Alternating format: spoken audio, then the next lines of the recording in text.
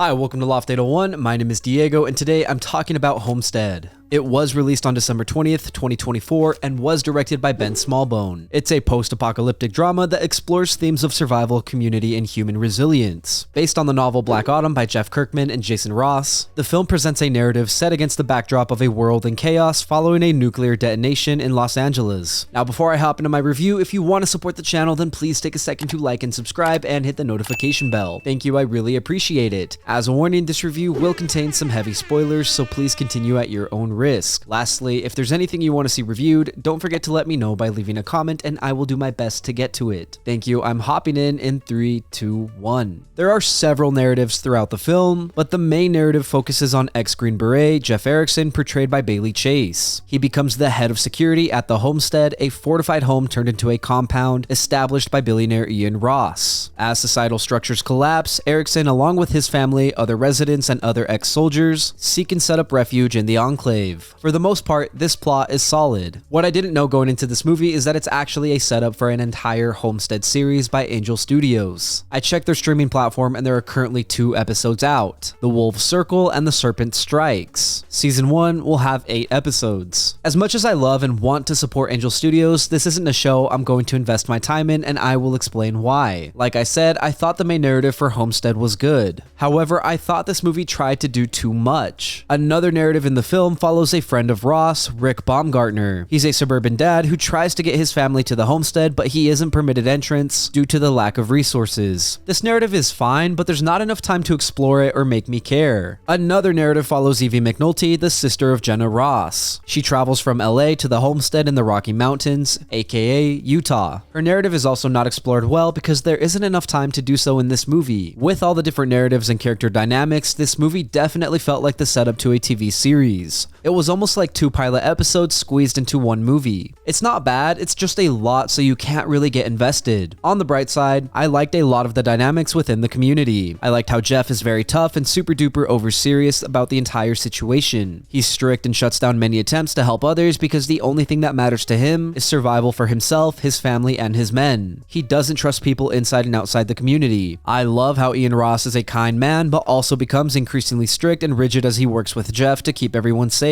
Different ideological conflicts start to create rifts in their family lives, and things get even worse as they all run into resource management problems. Everyone's playing a balancing game and losing. Despite the interesting dynamics, the majority of this movie doesn't feel like it has real stakes. Not a single member of the community dies or gets sick. Nobody ever runs out of food. The homestead is never attacked until the climax, and it's not even a crazy attack. Also, nobody dies in the attack. Ross is wounded, but he ends up living. His recovery and the welcoming of other refugees into the homestead is supposed to hammer home the theme of hope, but I don't feel like this movie was really about hope. It's just a doomsday drama with little impact. Despite these flaws, I enjoyed the cast performances of most characters. McDonough did great as Ian Ross. Don Olivieri did good as his wife. Her character and lines were a little stiff and forced, but it's whatever. Bailey Chase was awesome as Jeff. Gosh, he 110% looks the part. Kearran Giovanni as his wife was also great. The characters I didn't really care for were the children. Their characters sucked and it almost felt like I was watching a CW show. I'm sorry, but Olivia Sanabia and Tyler Lofton just didn't do it for me in this movie. Tyler feels miscast in his role because he gives 2010 lip-biting swag obey vibes. The other character that was weird was Georgina White's character, Georgie Erickson. She has some power that lets her see into the future, which feels completely out of place in this movie. Again, on a positive note,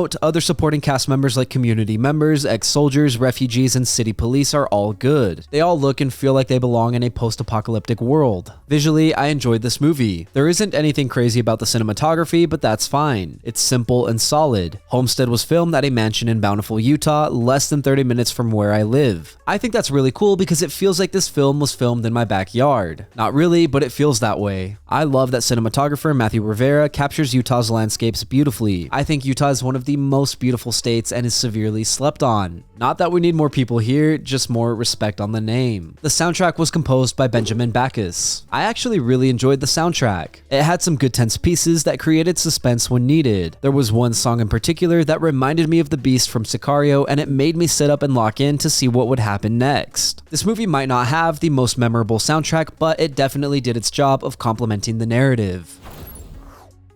Homestead is an ambitious post-apocalyptic drama that succeeds in creating an engaging world with interesting character dynamics, but ultimately falls short of delivering a cohesive and impactful story. The film shines in its performances from Neal McDonough and Bailey Chase and its visuals, which effectively showcase Utah's beautiful mountains. However, the narrative suffers from trying to juggle too many storylines, resulting in a lack of depth and emotional investment. While themes of survival and community are intriguing, the stakes are often too low to leave a lasting impression. The soundtrack and production design enhance the experience but can't compensate for the film's structural weakness. If you're intrigued by the concept, it's worth a watch, but Homestead is clearly the stepping stone to Angel Studios' Homestead series that I will not be watching. While I enjoyed this movie, I will remember it more for its potential than its execution. If you want a great post-apocalyptic show, then watch Fallout on Amazon. Thank you for listening to my review of Homestead. If you enjoyed the content, leave a like and hit subscribe. If you did not enjoy the content, thank you for sticking around. As always, I would love to read what you have to say, so leave a comment and let me know what you're thinking. Also, if there's something you want to see reviewed, don't forget to let me know and I will do my best to get to it. Lastly, if you want to see some more from me, then you can check out my vlogs linked up above or my podcast, Good Friends. Again, thank you for watching. My name is Diego and I will see you next time.